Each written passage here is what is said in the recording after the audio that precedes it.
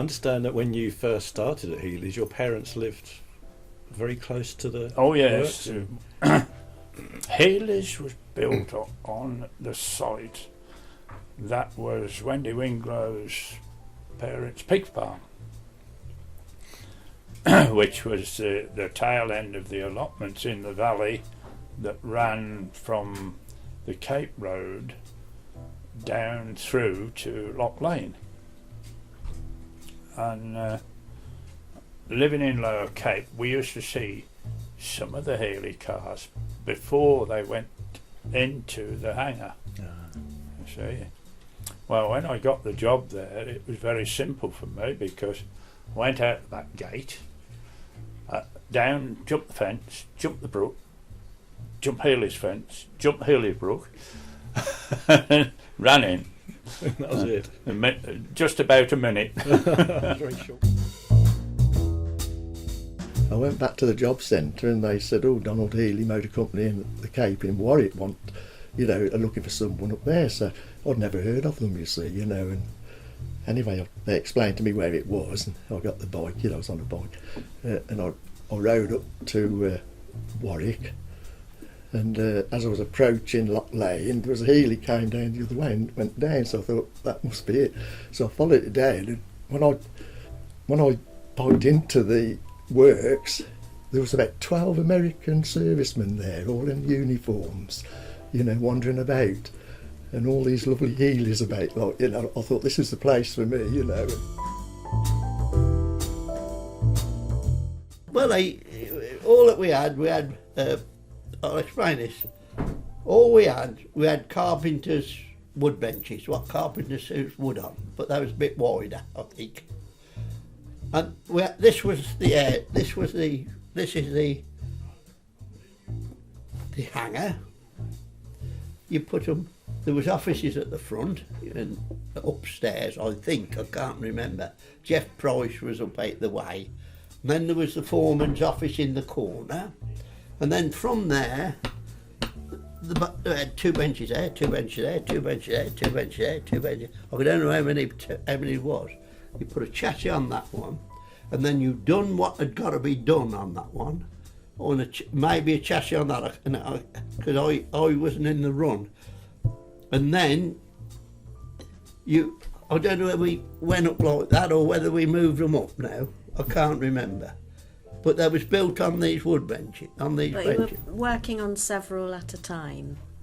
Well, they worked on one. They done the jobs on that one, and then the gang that done the other jobs come and done the job on that one, and then the gang, I think they moved it up for a few until it would come up the end and it was on its wheels and you could drive it. And who drove it? Well, anybody. They drove it out.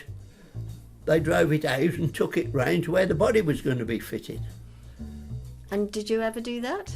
I helped. I did help. I helped bodies. So you got to drive one then? Then they stopped me because I bumped a couple.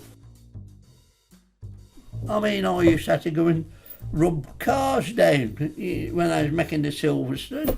That went. I don't know when they stopped making the Silverstone now. I can't. We started making these cars. They went. This yank come, big bloke, and he stood there. He said, my goddamn bloody garage is bigger than this goddamn bloody place. Never forgot it. Never forgot. Big hat. He was about 22 stone, I suppose. That was air blokes are as big now, but I mean all blokes were sort of my size, 5'8", and but he was about 6'1". His size was about 8, and he stood in the yard where we used to drive them down to the front, and he stood in there, and the door was open. I never forgot it. I can see him now.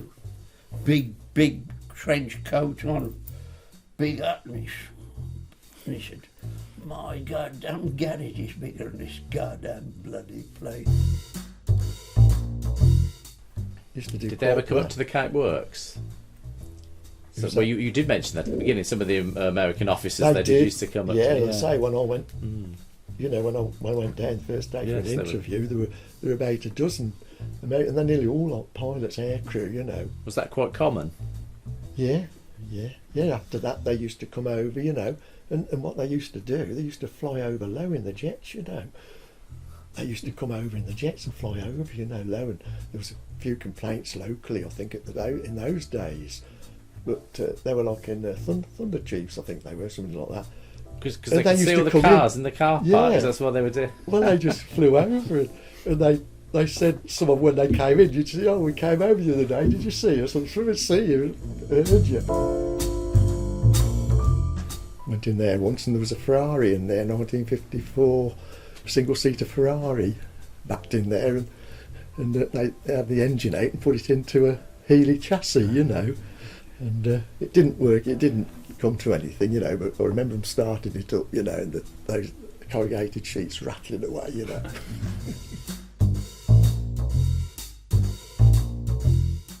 They were good years. I mean, I can recall things like the car park in 1958. If you saw what was in there, you got Austin 7s, Morris 8s, Standard 8s, an odd Morris Minor, and then the bike shed was full. But now the bike sheds are empty, and you've got all sorts of cars but that's the way it was, you know. I mean, the machine shop was an experience on its own. I mean, it wouldn't pass the health and safety these days because it was all open belts, and again the noise was tremendous. But say you didn't have all this red tape in them days. You just got on with the job. So metalwork is very hard, very energy consuming, and it's hard on the ears and your hands, particularly in winter time. Metal hand tools were left on radiators overnight because you can imagine what they were like on a winter's morning with cold steel as well. And the first job that Bill Buckingham and myself did in the morning was to actually put plaster on all the split fingers. This is a regular occurrence. And then you were ready for work. Spent many hours on wheeling machines, laborious job with large panels backwards and forwards. Body shells were created as a patchwork quilt, which I then welded into complete panels, and obviously finishing up with a complete body shell.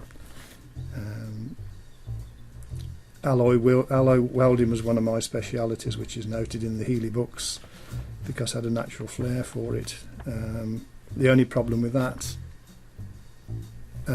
is the actual flux used in aluminium welding. There's a salt base, and the salt used to get into your split fingers, and it sums up a picture of what hard work and hard life sheet metal working was.